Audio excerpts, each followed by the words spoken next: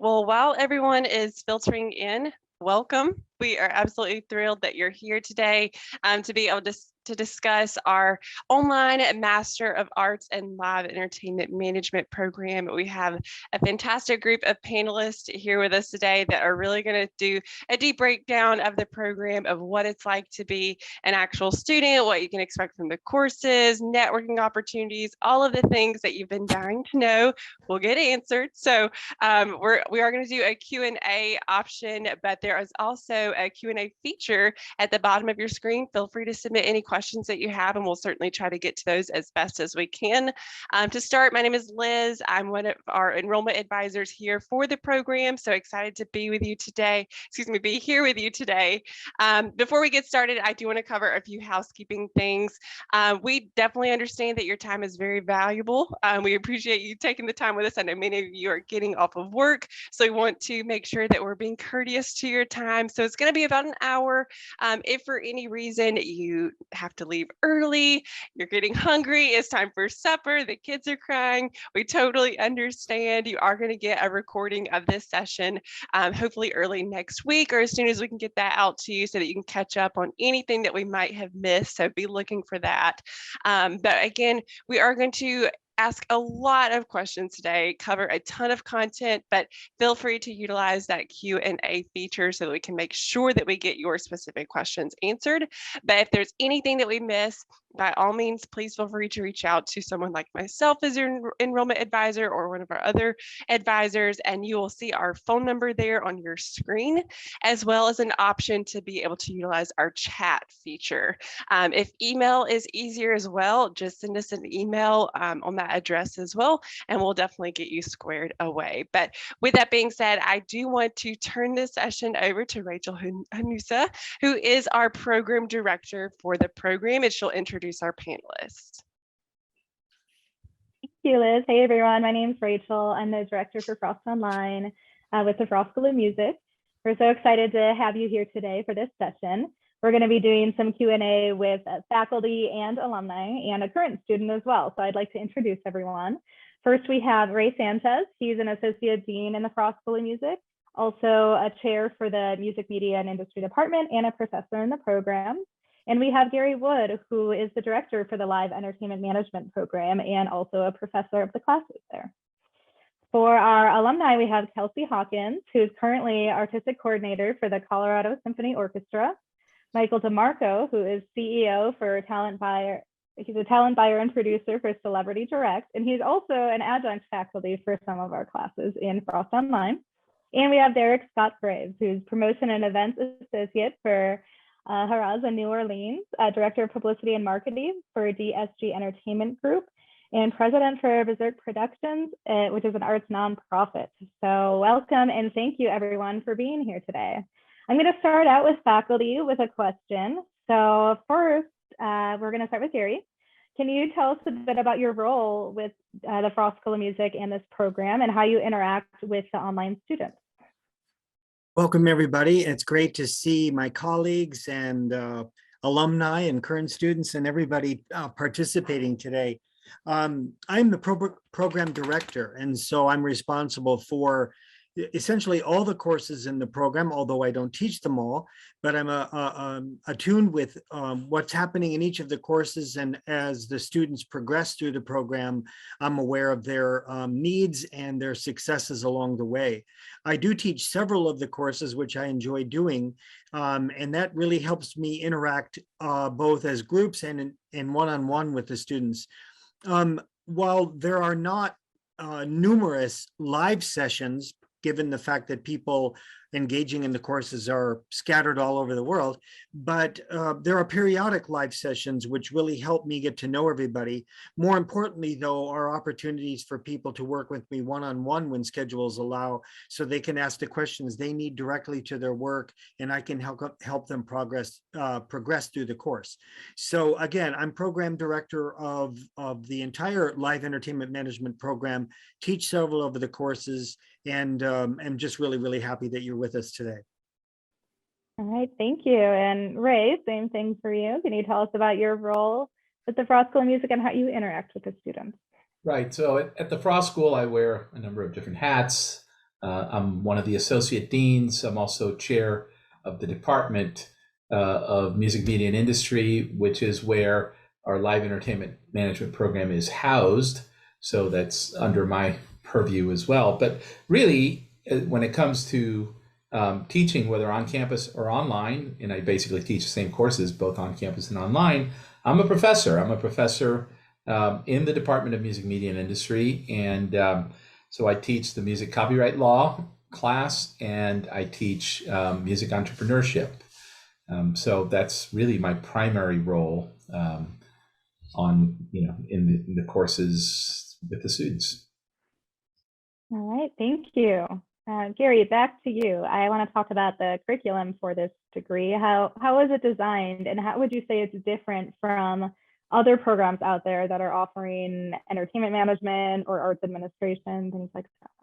Well, the program differs, I think, in taking a look at what a lot of the other programs do, is that we're not based so much on history or on looking back in terms of management in general. The program is really designed to be more of a doer, hands-on, people who are working in the industry, people who are moving into the industry attitude. So a lot of the focus is on what's happening on here and now. It doesn't mean that we don't look at some historic best practices, but generally speaking, times are changing, the world is changing, live entertainment is changing. And so the program really works hard to be current, really focused on what's happening today and the skills and abilities that are needed to be successful today. So that is the primary focus of the program. And I will just jump in and say too that a lot of it, because it's such a flexible program, we don't burden students with numerous requirements.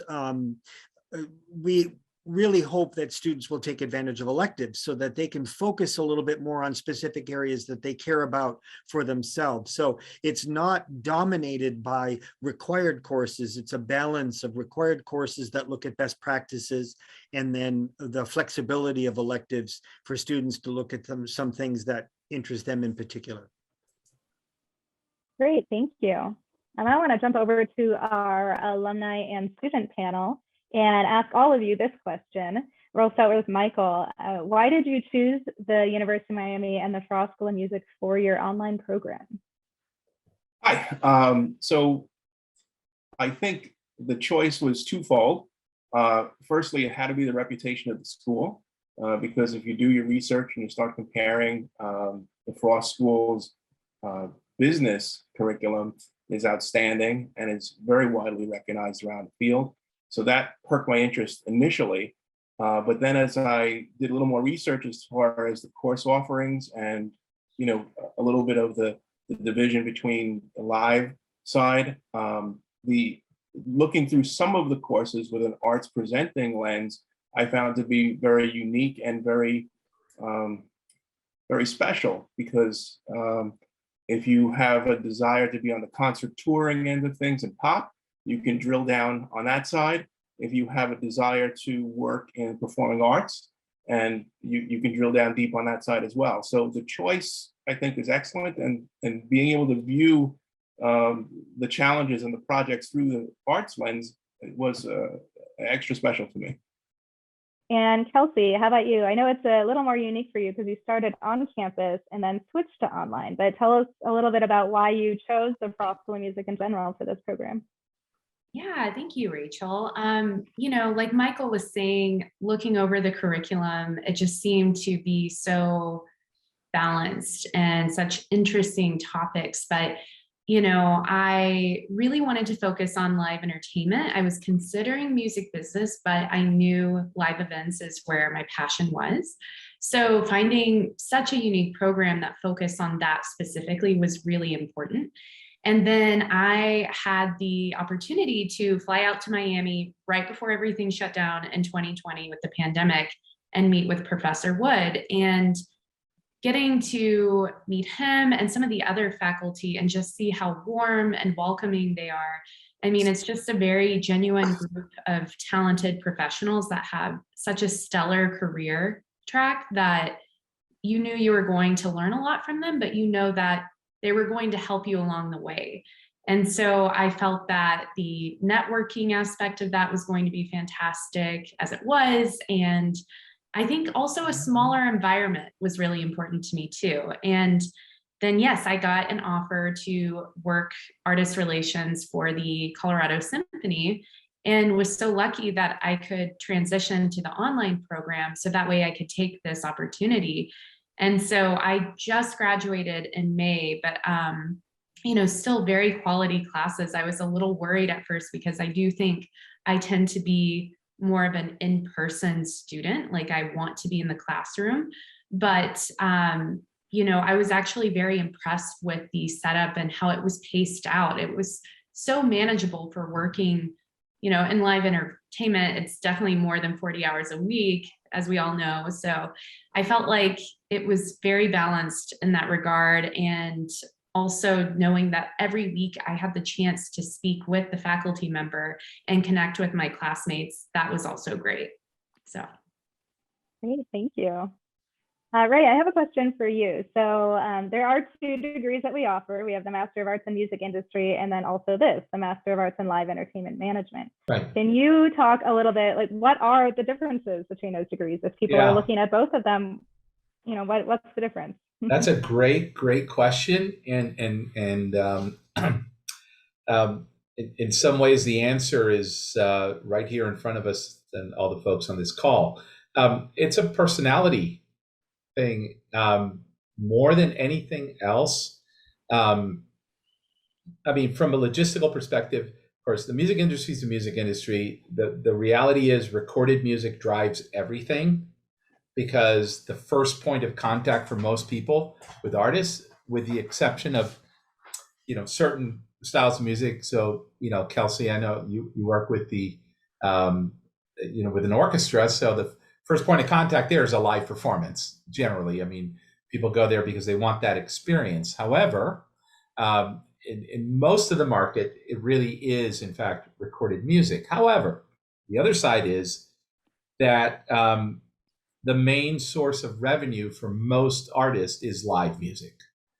Live music is where it's kind of the place where you can separate the hype from the reality. Okay, if you go to Billboard magazine, in my estimation, there's only one chart that counts there, and that's the box score chart. That's the chart that tells you what people have spent in going to concerts and what concerts are making what. Because everything else basically can be marketed upwards or whatever. You can push yourself higher on playlists on Spotify or whatever, but you can't force people to a concert. So I love live music and live entertainment because of the immediacy of it. It has been a huge part of my personal career. I actually straddle both sides. So I teach on both sides. I have a lot of experience, particularly in music publishing and music production. But a huge part of my career has been working with major artists. And, I've been a part of some very big tours. I know what it's like to be on stage in front of 100,000 people. If you're the kind of person that would never want to be just behind a computer all day looking at spreadsheets, then this is probably the career for you. Not to say that doesn't also happen. Look, you still have to take care of business. You still have to run spreadsheets. You still have to do that. But there's also the event, right? And it's also a little bit like being on a high wire without a net, because when the show happens.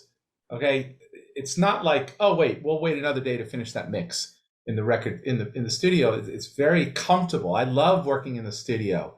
No pressure until you finally release. But live, it's in the moment. So it's very much a personality thing that attracts different people to different sides of the business. I kind of wear both hats, but I really, really, really enjoy the live side, and it's been huge part of my career. Thank you, Gary. I'm kind of jumping off of that, Andy, if you want to add to that too, what are some of the different paths that you've seen graduates embark on after finishing this degree? Well, I'm going to jump in first by saying that, you know, I've often thought of the live entertainment management degree program as a crossover program, meaning that while music is always part of what we do, it isn't necessarily the specific genre that we're always talking about, because it's live entertainment management, and because we're talking about the arts, we also focus on other types of live presentations, you know, dance and theater and so on. And especially in Miami, because we have so many festivals, we have to talk a lot about how it is that it's required to put on a festival that may not just be music, but maybe a variety of art forms. And I've heard and followed Kelsey a little bit in terms of all the remarkable variety of things that Colorado Symphony do. It wouldn't be accurate to say they only play music, you know, because they really do so much crossover work. And so the degree is very integrated. And I'm leading to your question, Rachel, by saying that my dream for the program, and I know Professor Sanchez agrees with me, is that we don't want to pigeonhole anybody. In fact, the program really needs to be a launching point for all sorts of variety of things that people might want to do. So some have started their own business, whether it's managing artists, getting into creating a theater company.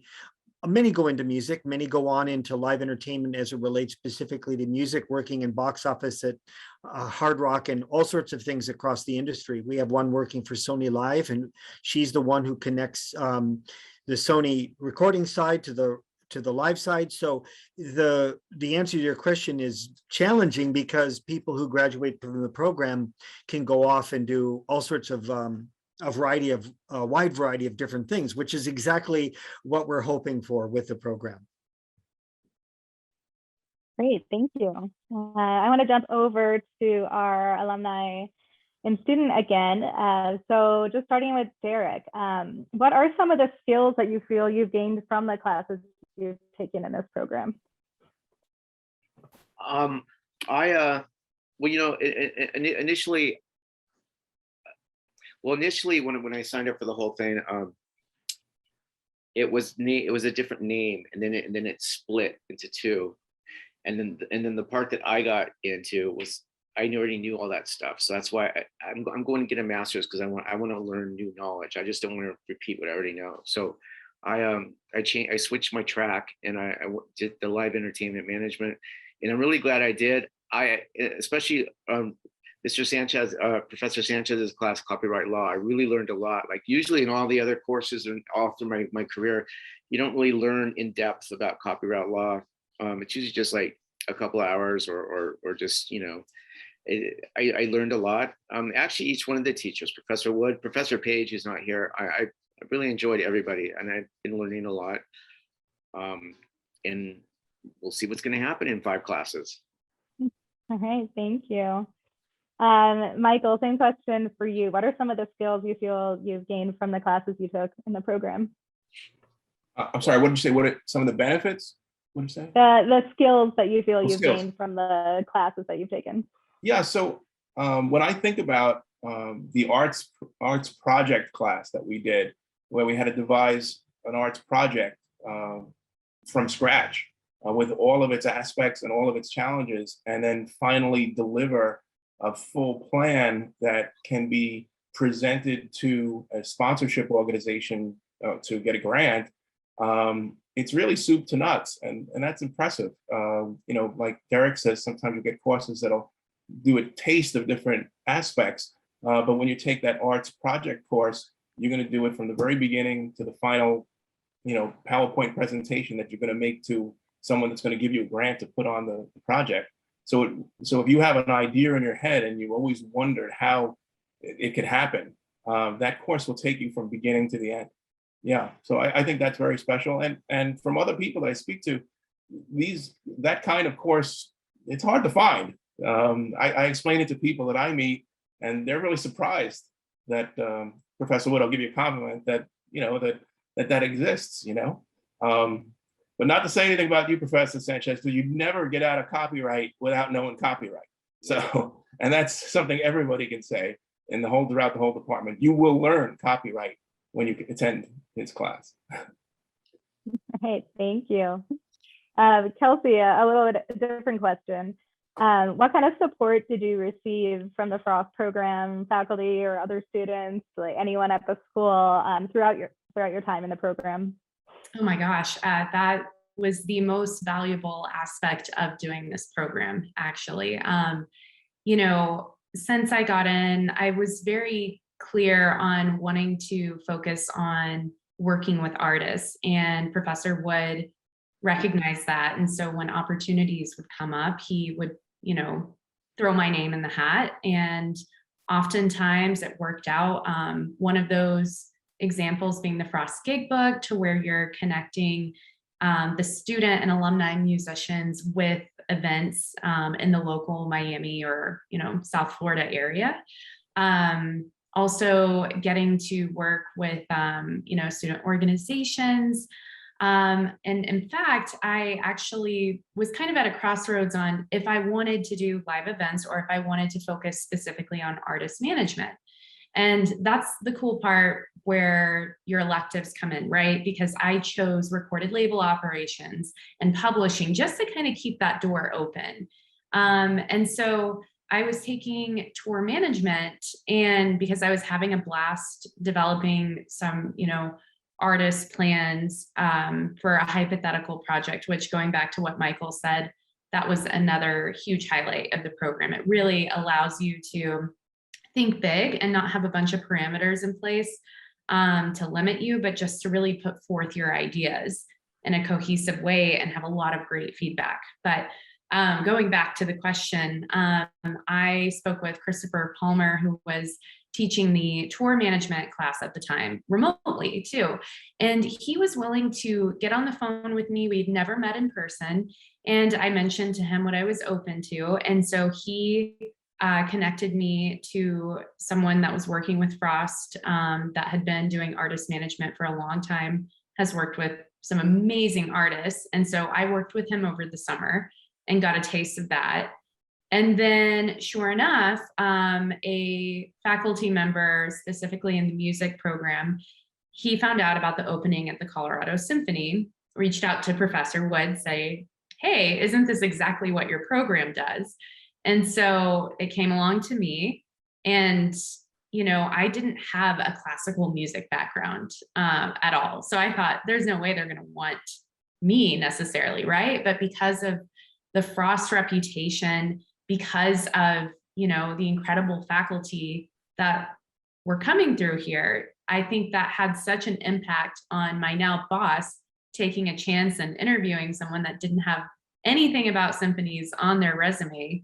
And so I would say the relationship building aspect of this has been so supportive, and something that just is really, you can't replace that. So thank you. We have an interesting question that popped up, and I'm going to open it, you know, to anyone, but I think Ray is probably going to be the first I saw to the answer. question.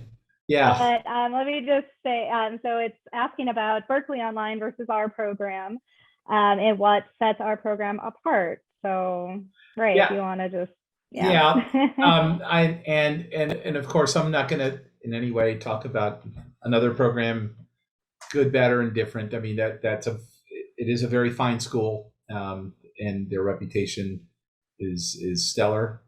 We are also a very fine school. I will say this: music industry education began at the University of Miami School of Music in the 1960s.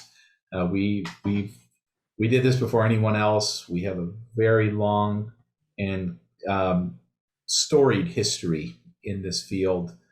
So I can tell you why I think we're great. We have very good faculty that are engaged in the field and care about the students.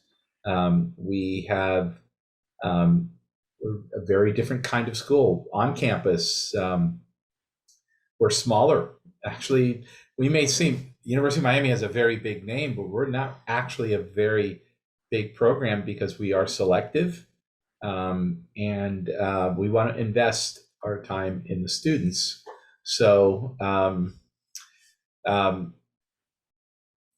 and and the other thing is that our network goes very deep, very wide, in every corner of the industry. I think Kelsey said it. I mean, you had no background in this one space, and yet because of your pedigree, I guess that's a word maybe to use, or who you were involved with, they took a chance on you. I actually hear stories like that a lot because there is such a thing out there in the industry as the Miami thing. Back in the day, they used to call it the Miami Mafia in the music business. But they don't call it that anymore. I'm glad. It's kind of negative. But anywhere you go, there's someone that is connected to. And I was just at a huge trade show in California just a couple of weeks ago, and it was amazing. You see my tag and say, "Oh, Frost School of Music," and we're saying, "Oh, well, then you must know so and so and so and so." So I said that because we are, I guess, if we have to differentiate ourselves with someone else, we're more like the cool boutique shop on the corner as opposed to the national chain. That's the way I can put it. Thank I'll you. jump in. Yeah, I'll Gary, jump go in ahead. too. Please. Yeah. Thanks, Ray. One of the areas, and I'm looking at my beloved students here, Michael and Kelsey and Derek, and we'll get the reaction to it, but I spend a lot of time following a listserv conversation amongst people who do what I do, which is a professor in live entertainment. Actually, our title, Live Entertainment Management, is a bit rare. It's usually arts. It's usually just arts administration. All the programs around are focused on arts administration as their title. And I enjoy reading and participating in those conversations with my professional colleagues across the country in what they're focused on. But I would say to all of you that 90% of the conversation is about society, culture, and making a great impact on the historic record, so to speak. And I think that's wonderful. But our program was not set up that way, nor do we really think that way, although we provide access to that information. But as I had said earlier in this webinar, that my attention is constantly on reactions and actions and ideas and creativity that relate to what's happening now. We can use so much information from history and from previous practices, but we really need to talk about not just the influence of technology or the impact of COVID, but artists are reinventing themselves, but also artists are coming online that are unique and amazing. And we need to be in a position to be able to support them and move them forward and make great things happen for audiences in the here and now. So, but I don't see a lot of that conversation amongst those hundreds of people who participate in that conversation. So I interject it now and again, maybe to be provocative, but that's kind of what attracted me to the University of Miami, its reputation of being at the front edge. And Ray pushes that constantly. And so I respond to that with my program by saying we need to talk about what's happening now. And I don't think I do a service to Kelsey and Derek and Michael by focusing so much on what happened, but on what's happening. And I'll finish this little talk by saying that it's not so much about me telling people what to do, although I certainly have my opinions and my methodology, but I learn so much from listening to the responses that I get as a professor to provocative questions that I give to my students to say, how do you deal with this? How would you handle this? What is your methodology? What would you tell others? And I'm not a paint by numbers professor, so I am seeking out from students their own professional point of view. How do they view this situation? What would they do in those circumstances? How do they make it work? Because I have a great deal of respect and devotion to what students bring to the program themselves. So it's not, again, just some big pile of stuff they have to learn and get tested on, but they have to engage the curriculum. Otherwise, they're not going to pull anything out of it for themselves. And Michael's unique, and Kelsey's unique, and Derek's unique. They have engaging personalities that are out there making a positive difference. And I want to keep that energy going through the program, and take advantage of what they bring, and again, to pull that out of them. And so whether that makes us different or not, I don't know, but it seems to me it does, because I don't hear other programs engaging students quite in that same way.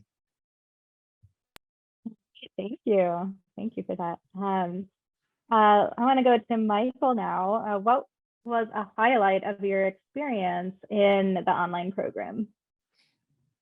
So I think I have many highlights. I think the way it's set up online, in case anybody hasn't guessed, I'm kind of a comeback student. So, I had my undergrad a number of years ago, when I sometimes say when streaming was more about fishing than about music.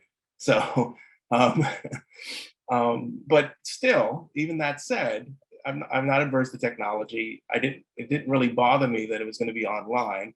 But so when I first engaged in the curriculum, I was a little concerned as how is all this going to go? And I found it really terrific because you could pace it yourself. You have assessments that are due, let's say, every week. You have a live session with a professor, let's say, every week.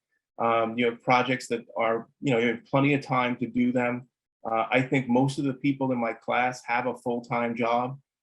So the curriculum is really geared with the understanding that, you have 48 hours to get the test in. There's a window for you to do it. So it's really done with the understanding of, and I have more than a full-time job, that you can work the class around your schedule.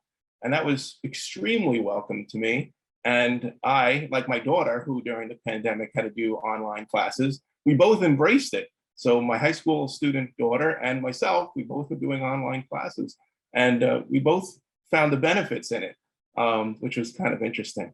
And we watch actually TV, and we see people, complaining about, doing classes online, and we both look at each other at the same time. We say, I don't know, we both kind of liked it. So maybe we're the rarity, but you do have the power to kind of shape the courses around your schedule, especially if you have a full-time job or more than a full-time job. So that's number one, as far as how everything's presented to you. But number two, I think the rapport with the professors have to be, the other top aspect. Collectively, everybody is a tremendously supportive person. They want to see you succeed. They want to, if you're looking for a position, they want to coach you. They want to help you. That's not generally part of their job description, but everybody has a very caring kind of set point that everything springs from. And I think, for someone like myself that's a comeback student, to someone that is, just graduating with a bachelor's degree and wants to seek out a master's degree because they want to drill down a little deeper on the music side or the art side or the business side, you have this whole team of people that have specialties in all these different fields. You're going to learn publishing from a publishing expert that's been doing it, had done it, still does it, for 40 years. You're going to learn performing arts center management for someone that had spent a whole life in performing center management. So you can't find that. Everybody's a specialist, and they're all very helpful in trying to advance, your goals. I think that's special.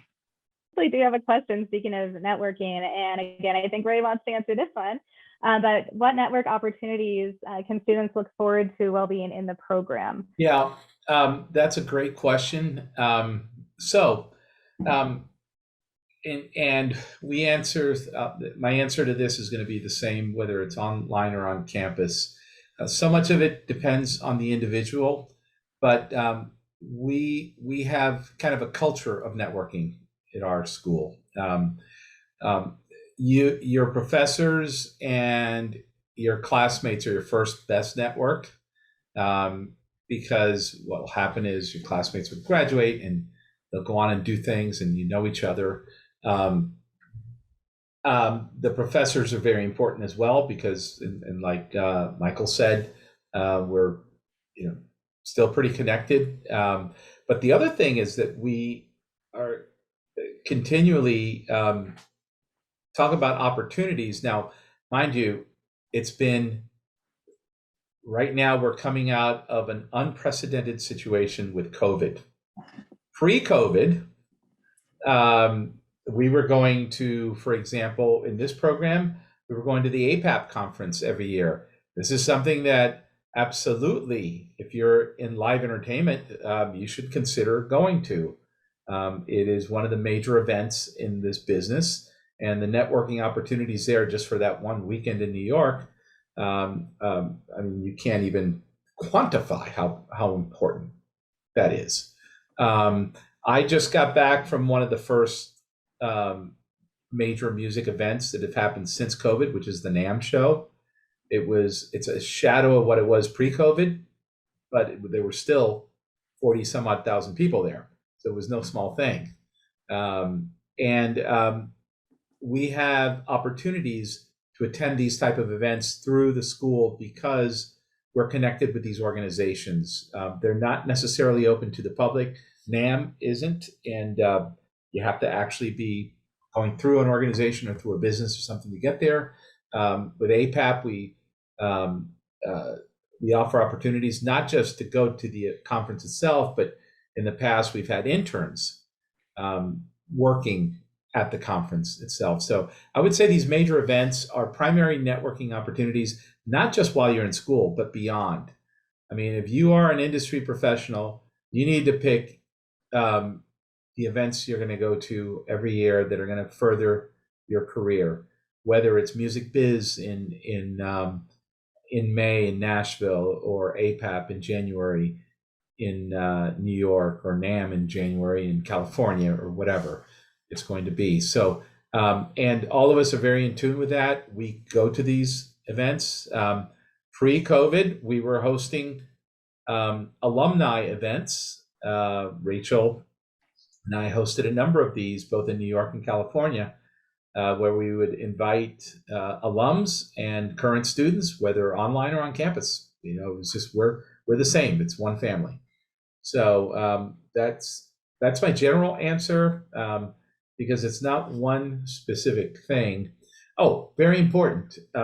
We also have there are some LinkedIn groups that are connected to this, particularly the music industry group. But understand that in our business, people find their own paths. You may start on one area and then go into a completely different area. I personally started in music publishing, and I realized quickly that I hated being in an office 8 hours a day.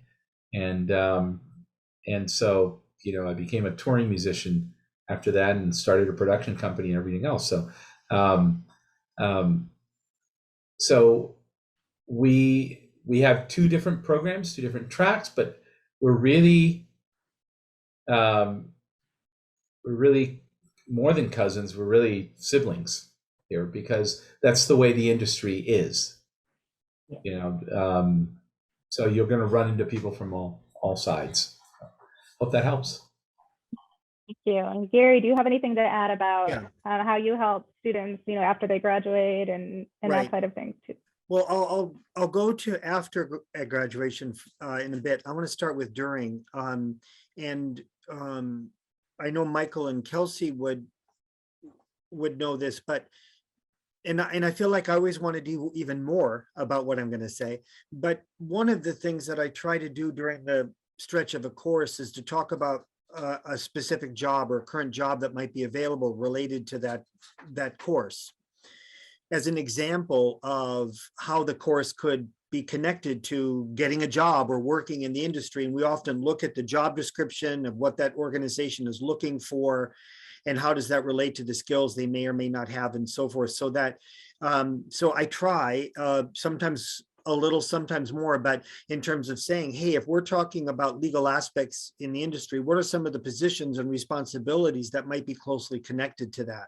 Not that the students would necessarily want to apply for that specific job, but my point is that I believe one of the greatest things that we can do for the students is to help them consider, take a look at available jobs through many different streams of finding those jobs. There's many different links that I use where there are jobs posted. And again, it's not so much that they want that specific job, but they can learn about what organizations and companies are looking for, what are the skills that they're adding these days, which might be different than the past, and how they can relate to those positions. And a lot of times when I do that, students will say, wow, I'm really interested in that job. But it is a way of networking to find out what company or what team or what organization is posting that job, who are the people connected to that. We take a look at their website, who works there. A lot of times, we'll find someone that, hey, we know them, or we know someone who we mutually know. So it's really a matter of sort of staying on top of what's available, what's going on in the industry. And I use that as kind of an avenue of networking so that people are aware of what's going on and who's out there and how they can connect with it. So the second part of that is that, I'm not going anywhere. I'm happy to always help students when it relates to their cover letters, jobs that they're looking for, and the kinds of positions, again, that are out there. I'll finish this little by saying that, when I got into this field, I was a music educator, and then I got into the world of symphony orchestras from a management standpoint as I started out. And I didn't really even know that world existed. I had really no idea. And once I got into it, I was like, oh my gosh, a kid in a candy store. Look at all these positions and departments and things that people do, operations and development and artistic and all this. And I'm like, wow, I love it. And so a lot of times my students won't necessarily know all of the opportunities that they may be qualified for. I mean, I was obviously a huge champion for Kelsey when she went for the Colorado job, because I knew she could do it. I knew she had the combinations of communication and leadership and articulation and skills that she would do great. But sometimes, I realize that students don't always realize that about their resume or about themselves, just as I went through many, many years ago. So I'm ready to help people sort of how to get a job, how to interview, how to update a resume, and how to do cover letters and all that. So I'm constantly doing it for alums. That I had a conversation with one a few days ago who had graduated actually several years ago, who now is looking to transition to a new position. And so we had a really engaging conversation on that. So I'm not going anywhere. I'm happy to help all the time, whether current student or alumni. Awesome, thank you. And this time, I just want to thank all of our panelists for being here. It's been wonderful to hear from you and hear their insights to the program, and it's been very helpful. I just want to mention that we have the Master of Arts in Live Entertainment Management degree, but we also have certificates at the graduate level, and there are 9 credits.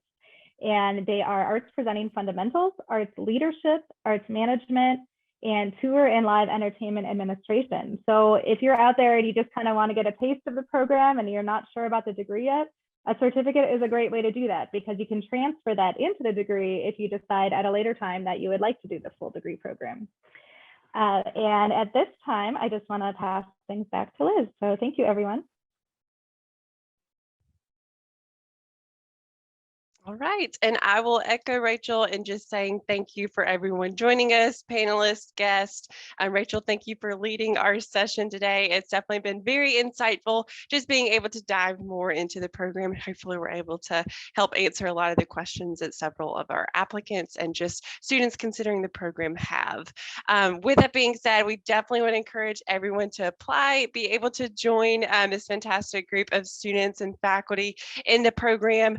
Just like Professor Sanchez said, we desire to have a very intentional and engaging atmosphere. We don't want our students to feel like a number. That's not who we are. You're very much a person. But the only way that we're able to do that, just because obviously the University of Miami is a very popular school, is to keep our classes very small and intentional. So it is critical that you apply early to make sure that you have that spot available to you. So our early admissions deadline is coming up on Monday, July 11th. So we are less than 2 weeks away. So make sure you get those applications in. You will be guaranteed to receive our $300 deposit fee waiver just by attending today. So your enrollment advisor advisor will certainly connect with you about that. Again, get those applications in. It is free to apply, so don't let anything stop you from moving forward with that process. And definitely feel free to connect with someone like myself as an enrollment advisor to walk you through that application process, going through your letters of recommendation, your resume, your transcript. That way, when we get you your application in front of our faculty, you have a great chance of potentially being admitted. With that being said, that is the end of our session. Again, appreciate everyone joining us today. We hope to see you all as future Canes soon, and hope everyone has a great night. Thank you, everyone.